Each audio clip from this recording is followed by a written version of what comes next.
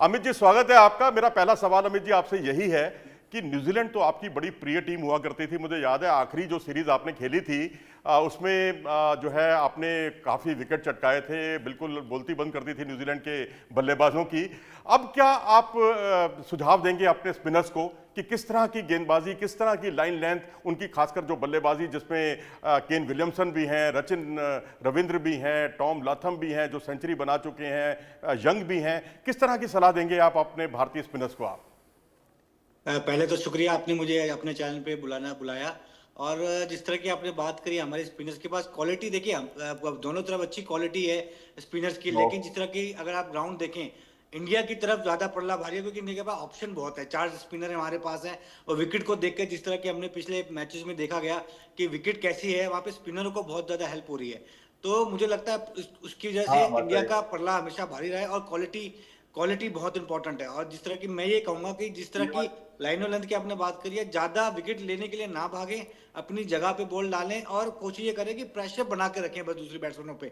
वहां पे जब प्रेशर बनाएंगे, बॉल डॉट्स करेंगे, तो मुझे लगता है विकेट लेने के चांसेस ज्यादा हैं, क्योंकि स्किलफुल हमारे सारे बॉलर्स हैं, स्पिनर्स जितने भी स्पिनर्स गए हैं वहां पे, सबके पास स्किल है। लेकिन बस कोशिश ये करें कि जगह पे बॉल डालें, प्रेशर बना के रखें, बाउंड्रीज कम से कम जाएं, क्योंकि अगर चेस कर रहे हैं तो बाद में हमें भी दिक्कतें हो सकती हैं।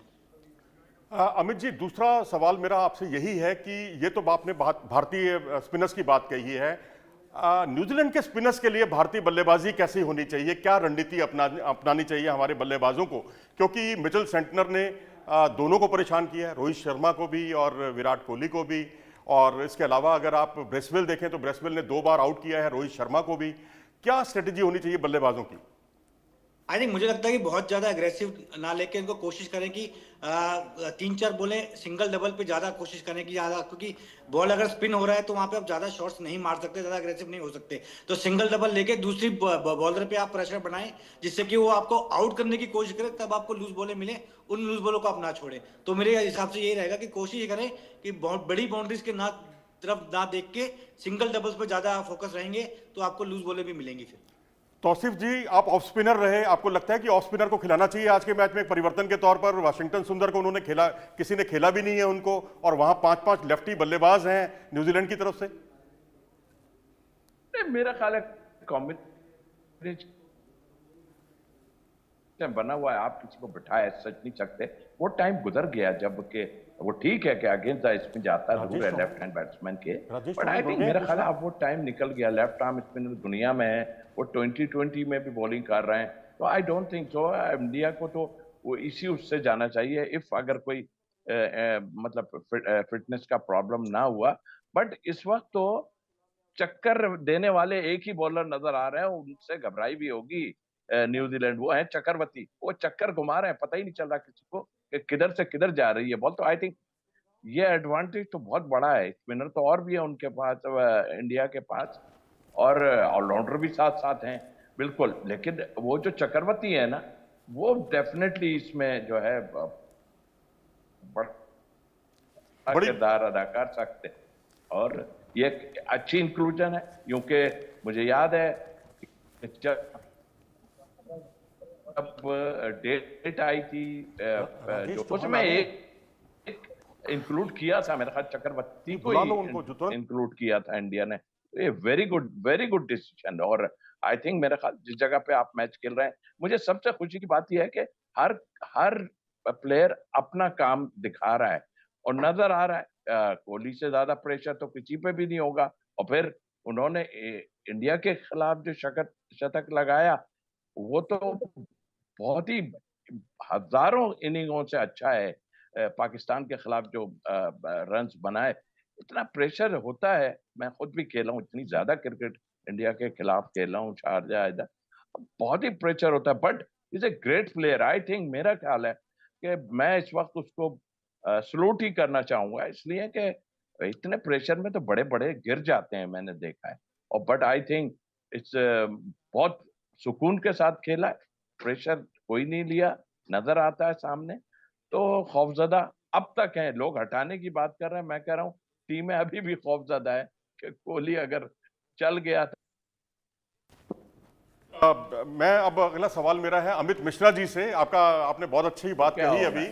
तो अमित दो जी, इनिंग्स मेरा उसने आपसे बहुत बड़ा सवाल यही है कि अभी रवि शास्त्री ने कहा अगर भारतीय क्रिकेट टीम इस चैंपियंस ट्रॉफी में किसी से अगर हार सकती है तो वो न्यूजीलैंड की टीम ही है।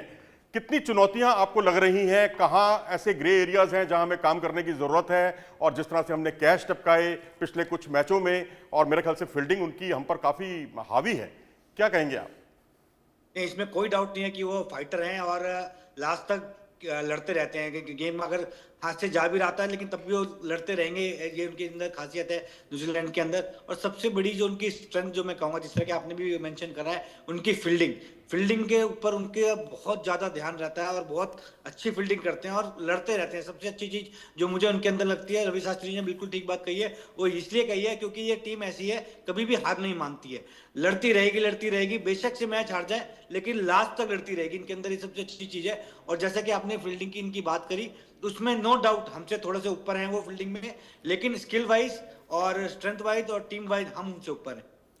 तौसीफ जी, पाकिस्तान में क्या माहौल है? मैंने सुना है कि पाकिस्तान में कई जगह जो है दुआएं मांगी जा रही हैं कि भारत जो है इस मैच में हार जाए। भाई, उन्होंने हमारा गेम खराब किया है, ऐसा आरोप लगा रहे हैं भारत पर। क्या कहेंगे आप? हमें तो बड़ी हंसी आती है ये सब बात सुनकर कि आप अपने अंदर नहीं झांक रहे, आप अपने प्लेयर्स में इस भारतीय टीम से क्या सीखा जाए वो नहीं देख रहे। आप आईपीएल पर आरोप लगा रहे हैं, पीएसएल को उठाने की बात क्यों नहीं कर रहे आप? आपकी क्या राय है इस बारे में कि क्या वाकई जीत के लिए दुआएं मांगी जा रही है भारत के खिलाफ न्यूजीलैंड के लिए?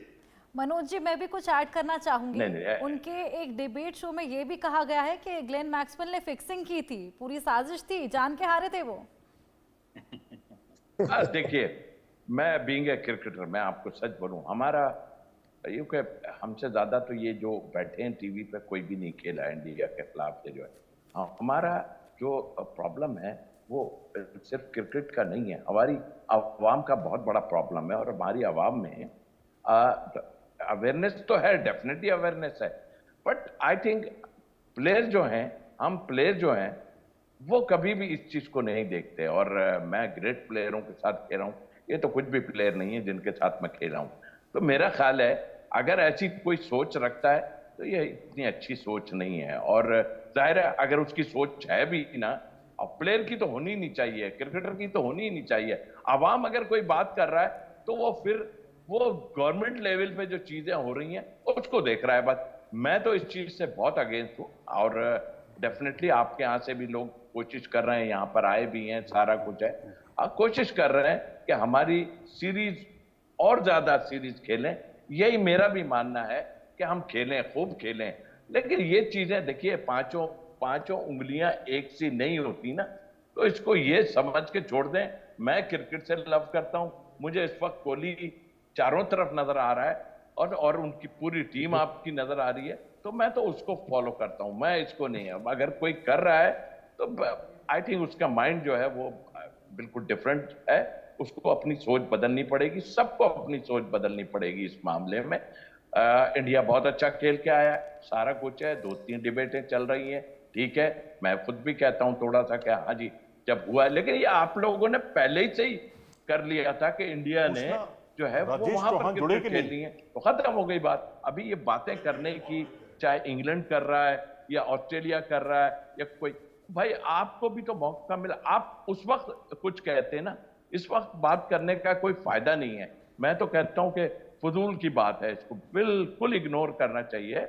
जो हो गया, आप उस वक्त क्यों नहीं बोले? अगर ऐसा कोई था, ऐसी कोई चीज आपको नजर आ रही थी। हाँ, एक चीज जरूर कहूंगा, थोड़ा लॉस हो गया इंडियन बैट्समैनों को और खास तौर पे कोहली को। कराची और लाहौर की पिच ऐसी कड़कदार पिच है कि 2 जहां सेंचुरियां अगर बनाई होगी या 5 सेंचुरियां बना चुके होते हैं आपके प्लेयर, और खास तौर पे कोहली।